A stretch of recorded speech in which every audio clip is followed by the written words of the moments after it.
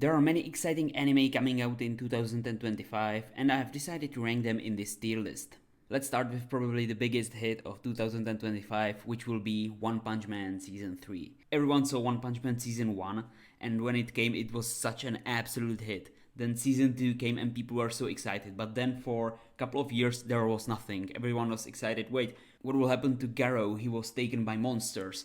And what will happen to Saitama and everything, and it was silent. But when they announced One Punch Man Season 3, everyone was so hyped up. Everyone was writing messages everywhere in the comments section of YouTube videos on Reddit that I saw 10 years ago One Punch Man Season 1 and now there will be a Season 3. I'm so excited. So I think there's probably just one place to put One Punch Man Season 3, and that is A tier.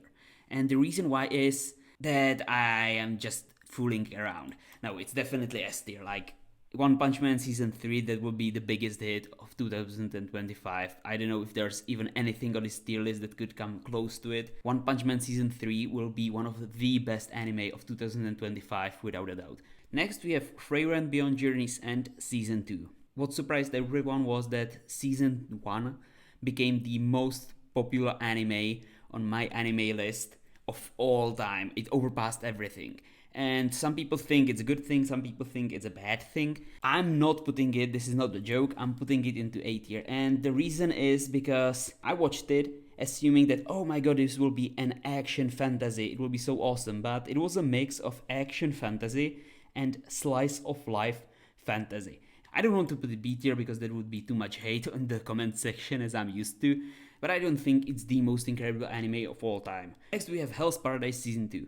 When Season 1 ended, I and a bunch of other people were so excited that Season 2 will come, but then nothing, complete silence. So when they announced that Season 2 will come, that was such a huge hit. Hell's Paradise Season 2 will definitely be incredible. I hope it will be as good as Season 1 or even better, but it will be a bit hard. I think like the only thing that could make it worse is that you will not have the fight with the main antagonist. And I'm putting it into S tier. Below One Punch Man, but Season 2 of Hell's Paradise will be definitely incredible.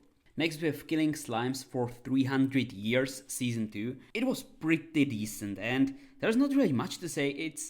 It feels like, I would put it into B tier, but it feels like a different version of Frieren, where you just have no male characters. If you haven't seen Season 1, I would recommend you to give it a try if you want more of a fantasy slice of life anime. It's not as incredible as Frieren, but a lot of people are hyped for this anime. I don't think it was the worst thing ever, but it's not also the best thing. So B tier is pretty good for Killing Slimes for 300 Years Season 2.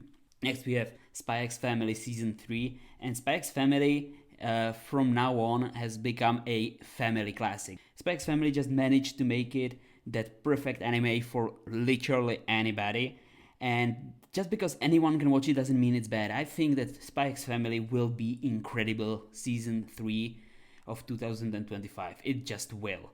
So I will put it into the S tier, and yeah, I think I will put it above Hell's Paradise. Next we have a group of anime which I will rank together, and here is haven't seen, meaning that in this category where I will put Saga of Tanya the Evil Season 2 and more anime, but so you know what I mean by this. This is not that I haven't seen the anime at all. Maybe I have seen a part, but it would be so unfair if I would rank them. The same thing with Fire Force Season 3. I haven't seen Season 2 at all, and I left Season 1 in the middle. So again, unfair to rank it. I'm not that excited about it, but a lot of people are. Next we have Mushoku Tensei Season 3, the same thing, I haven't seen Season 2 at all. Dr. Stone Science Future, again, I haven't seen Dr. Stone at all, unfair to rank it. The Apothecary Diary Season 2, haven't seen Season 1 at all, I have no idea what it is about. To Your Eternity Season 3, I think I watched the first season, like the first few episodes, but I left it because I didn't enjoy it. Again, unfair to rank it, I don't have enough information about it. And we have The Angel Next Door, which is a romance anime, and most people know that I'm not really a fan of romance anime, so it would be really unfair to rank it. Again, I will put it into haven't seen or not interested personally, because it would be pretty unfair to put it here. So this is more like I cannot rank them because it would be unfair, I don't have enough information. Next we have Reincarnated as a Sword Season 2. I've seen that, and it was pretty good because if you've seen all the best anime like Jujutsu Kaisen, Demon Slayer, and so on, and you don't know really what to watch, then Reincarnated as a Sword is a great option. It's not the best thing or the worst thing, so pretty interesting, and I will put it into the B tier. Next we have Solo Leveling Season 2. A lot of people really enjoyed it. I was one of them. I also really enjoyed it.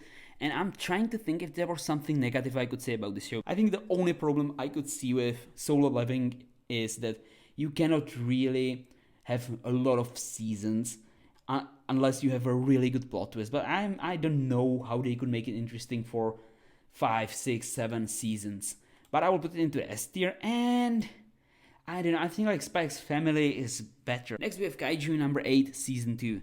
And Season 1 ended kind of on a cliffhanger, which a lot of people weren't really happy about. Some people didn't mind, but it just doesn't feel that good if you introduce a new thing and you don't even end the story or you make a cliffhanger. It will be an awesome anime, but I don't think it goes into the S tier. I think it will go into the A tier below Frieren. Next we have Delicious in Dungeon Season 2, and that's the same thing with Kaiju number 8.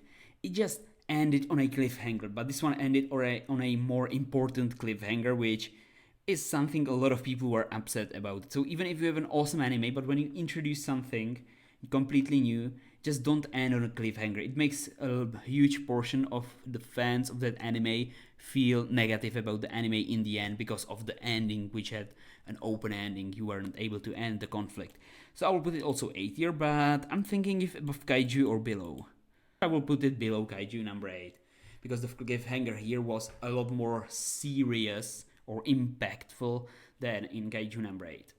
Next we have Oshi No Ko Season 3, and I want to rank it, but I cannot because I haven't seen Season 2 yet. But based on Season 1, I haven't seen Season 2, I plan to, but based on Season 1, how excited would I be about Season 3? I haven't seen Season 2. I think it would go probably like here. But again, I cannot rank it, I haven't seen Season 2, it would be pretty unfair to all the anime out here. So I'm putting it into the haven't seen. Next we have 100 Girlfriends. 100 Girlfriends is not that much about romance, but about comedy. It's more of a comedy anime than a romance anime. And I enjoyed it so much. It felt really funny, like the whole plot twist. If you haven't seen it, highly recommend you to watch it. Maybe you will find it fun, maybe not. Comedy is really subjective. It's probably the most subjective genre out of all in anime. But I enjoyed it a lot. And it's weird, but I will put it into the S tier, at the bottom of the S tier, not at the top. But I enjoyed it more than Frieren or Kaiju or Delicious in Dungeon, even though I don't like the romance genre. It was really good, really fun, highly recommended. Last but not least, we have Sakamoto Days. And this anime has so much hype, and a lot of people hope this will be an awesome anime. I feel like Sakamoto Days will become the new Spy X Family, like the new version. And I thought about it before making this video, and the way I see it is more that Spy X Family is, even though the main character is the husband, Lloyd, it's more centered around Anya, the daughter. Maybe the author got inspired based on the manga of Spy X Family, because it feels pretty similar, mainly the main character being agent in both anime. But I have so high expectations for Sakamoto Days. I think Sakamoto Days, S tier definitely, above 100 Girlfriends. Yeah, I think it's going above Hell's Paradise. Above Solo, yeah, I think it will go above Solo Leveling. How I said, it's probably the new Spy X Family, and I think Sakamoto Days goes here.